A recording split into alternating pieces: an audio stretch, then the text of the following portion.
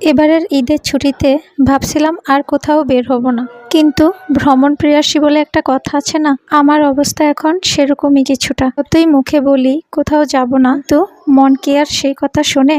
তাই তো ঈদের ছুটির একদম শেষ মুহূর্তে এসে কোনো রকম পূর্ব পরিকল্পনা ছাড়াই হুট করে বেরিয়ে পড়লাম নতুন এক গন্তব্যের উদ্দেশ্যে। আর আমাদের সাথে ছিল আমার মা। কুমিল্লা লালমাই পাহাড়ে চণ্ডীমুড়া মন্দির তোমরা অনেকেই হয়তো চিনো। আমাদের এখান থেকে খুব একটা দূরের পথ না, কিন্তু মজার ব্যাপার কি জানো, এত কাছে থাকা সত্ত্বেও আমার কখনো যাওয়া হয়নি। তাই এবার আর এই সুযোগটা হাতছাড়া করলাম না। তারপর এই তো আমরা আস্তে আস্তে সিঁড়ি বেয়ে উপরের দিকে উঠছি, আর তোমরা তো দেখতেই পাচ্ছ মন্দিরের পাশে এই কাঁঠাল গাছগুলোতে কত কাঁঠাল ধরে আছে।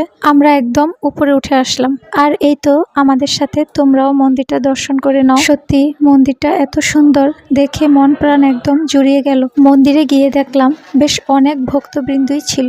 জানো তো এই মন্দিরটি নাকি প্রায় 1300 বছর পূর্বে 7ম শতাব্দীতে প্রতিষ্ঠিত হয়েছে। এখানে চণ্ডী মন্দিরের উত্তর পাশে আছে শিব মন্দির। চলো তোমাদের সাথে এই মন্দিরের একটা বিশেষ এবং অলৌকিক দৃশ্য তুলে ধরি। সেটা হলো মন্দিরের পিছনের এই ফাটলটা। কথিত আছে যে মা চণ্ডী নাকি এই ফাটলের মধ্য দিয়েই মন্দিরের ভিতরে আসা যাওয়া করেন। তাই যতবারই এই ফাটল মোজানোর চেষ্টা করেছিল ততবারই আবার ফাটল ধরেছে। চণ্ডীমুড়া মন্দিরে এই সুন্দর সময়টুকু কাটানোর পর আমরা কিন্তু আরো 2টা সুন্দর মন্দির দর্শন করেছিলাম। সেগুলো পরবর্তী ভিডিওর মাধ্যমে তোমাদের সাথে তুলে ধরবো।